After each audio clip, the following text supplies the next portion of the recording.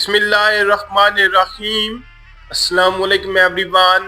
मैं हूं आपका मेज़बान मोहम्मद उसामा खालिद। उम्मीद करता हूं कि आप सब खैरियत से होंगे। मोहम्मद फतीला और सुल्तान की एपिसोड नंबर 65 का दूसरा ट्रेलर रिलीज हो चुका है और आज की वीडियो में हम उसी ट्रेलर पे बात करेंगे कि उस ट्रेलर में नई एपिसोड के हवाले से क्या चीजें दिखाई जा रही हैं।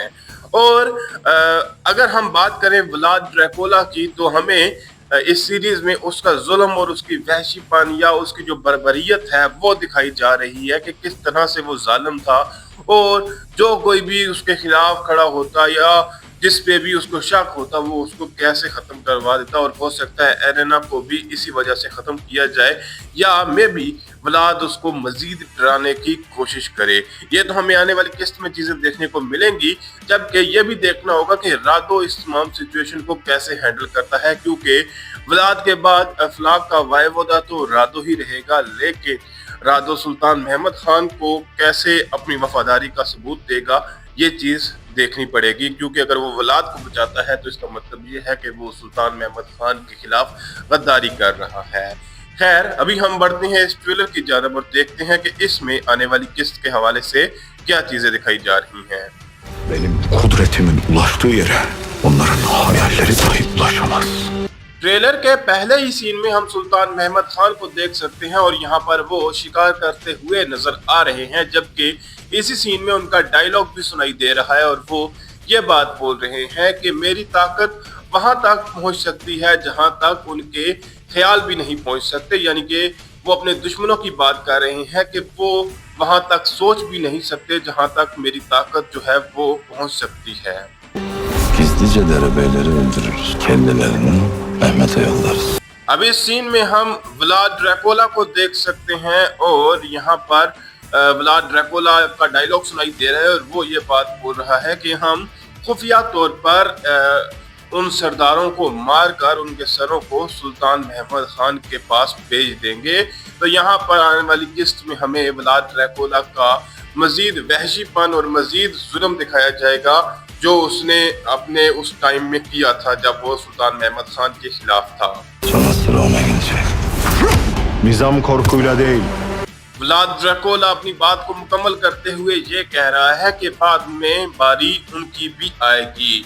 तो यहाँ पर वो सुल्तान महमद खान की बात कर रहा है या फिर किसी और की, ये तो हमें आने वाली किस्त में पता चलेगा। जबकि दूसरी जानब हम जानिसारी उजाक में देख सकते हैं कि हुसैन नागा जो है वो वहां पर सिपाहियों को सजा देते हुए नजर आ रहे हैं और सुल्तान महमद खान ये बात बोल रहे हैं कि निज़ाम जो है वो डर के साथ कायम नहीं किया जाता। Adalet ile ola. सुल्तान महमद खान अपनी बात को मुकम्मल करते हुए ये कह रहे हैं कि निज़ाम डर के साथ नहीं बल्कि इंसाफ के साथ कायम किया जाता है। यानी कि आप किसी को डरा धमकाकर या उस पर जुल्म कर कर निज़ाम कायम नहीं कर सकते। जबकि दूसरी जानब हुसैन आगा कुर्चुद्वान का हाथ चूमते हुए नजर आ रहे हैं और कुर्चुद्वान उस वक्त भी ओजाक में मौजूद थे जब सिपाहियों पर जुल्म किया जा रहा था। तो देखते हैं कि वहां पर कुर्चुद्वान का क्या रिएक्शन होगा। Talih ki nice insanları kalabalıklar içinde yalnızlığa mahkum eder. इस सीन में हम सुल्तान महमद खान को अपने दीवान में देख सकते हैं और वो यहाँ पर अपने पाशा हजरात के साथ ही मौजूद है। जबकि यहाँ पर सुल्तान महमद खान ये बात बोल रहे हैं कि बदकिस्मती ये है कि कई दफ़ा इंसान बहुत से लोगों के बीच में होता है या एक हजूम में होता है लेकिन फिर भी अकेला होता है। तो देखते हैं कि सुल्तान महमद खान ये बात किसको बोल रहे होंगे। Sizi de Saraya geleceksin. Yoksa सुल्तान महमद खान की बात का जवाब देते हुए मुल्ला लुत्फी ये बात बोल रहे हैं कि आप भी मतलब इसी तरह से अकेले होते हैं तमाम लोगों के बीच में।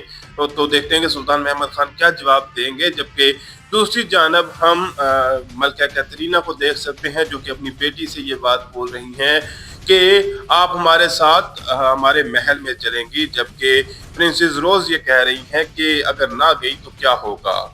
öleceksin. Mehmet için bile olsa abine ihanet etmezsin.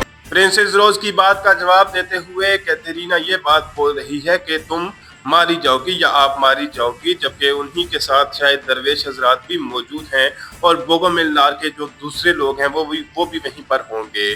जबकि दूसरी जानब हम व्लाद ड्रैकुला को देख सकते हैं जो कि रातों से ये बात बोल रहा है कि सुल्तान महमद खान के लिए ही क्यों ना हो, लेकिन आप अपने भाई से गद्दारी नहीं करोगे।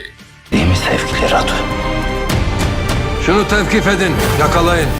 व्लाद ड्रैकुला अपनी बात को मुकम्मल करते हुए ये कह रहा है कि ऐसा ही है ना मेरे प्यारे रादो। तो यहाँ पर वो रादो को धमकाते हुए नजर आ रहे हैं। जबकि दूसरी जानब हम कुर्चुद्वान को देख सकते हैं जो कि इस वक्त किसी जाल में फंस चुके हैं, क्योंकि यहाँ पर महमूद पाशा यही बात बोल रहे हैं कि इनको घेर लें और इनको पकड़ लिया जाए। तो कुर्चुद्वान किस जाल में फंसेंगे ये तो हमें आने वाली किस्त में ही पता चलेगा। Mahmut Paşa bilmez mi? Gittiği bu yolun sonu dar ağacıdır. Mahmud Pasha basically janissary औजाक पर कब्जा करने की कोशिश करना चाहते हैं और उनको भी काबू करना चाहते हैं, क्योंकि कुर्चुद्वान को वो काबू नहीं कर सकते थे, तो इसीलिए उन्होंने हुसैन आगा को वहां पर रखा है। लेकिन वो कुर्चुद्वान को किस मकसद के लिए इस्तेमाल कर रहे हैं इसका हमें अभी तक बेहतर अंदाजा नहीं हो सका। जबकि यहाँ पर इसहाक पाशा जहानोस पाशा से ये बात बोल रहे हैं कि क्या महमूद पाशा ये नहीं जानते कि जिस रास्ते पर वो चल रहे हैं उसका इंजाम जो है वो फांसी के फंदे की तरफ जाता है।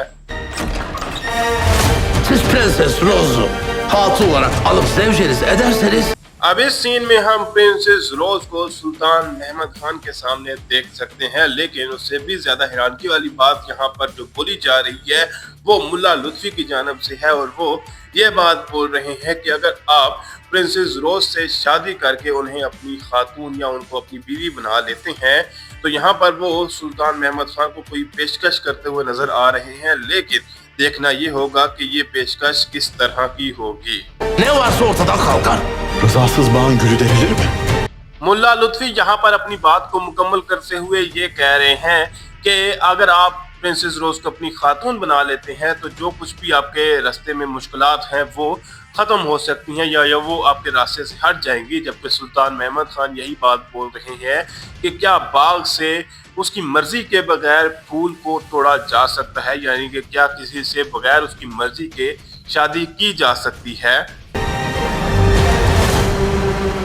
ट्रेलर के लास्ट सीन में हम प्रिंसेस रोज और सुल्तान महमद खान को देख सकते हैं और अब देखना ये होगा कि क्या सुल्तान महमद खान प्रिंसेस रोज को शादी की पेशकश करते हैं और उसके बाद प्रिंसेस रोज इस बात का क्या जवाब देंगी ये तो हमें आने वाले वक्त में ही पता चलेगा। और यहाँ पर ये भी मतलब अंदाजा लगाया जा सकता है कि शायद प्रिंसेस रोज ही चिचक खातून बने जो कि सुल्तान महमद खान की तीसरी बीवी और जैम सुल्तान की वालदा थी। और देखना ये होगा कि क्या वाकई में ऐसा होगा या नहीं ये तो हमें आने वाले वक्त में ही पता चलेगा। फिल वक्त के लिए इतना ही। अगर आपको वीडियो अच्छी लगी तो वीडियो को लाइक लाजमी करिएगा। मिलते हैं बहुत जल्द नई वीडियोस के साथ, नई अपडेट्स के साथ। इजाजत दीजिए, अल्लाह हाफिज।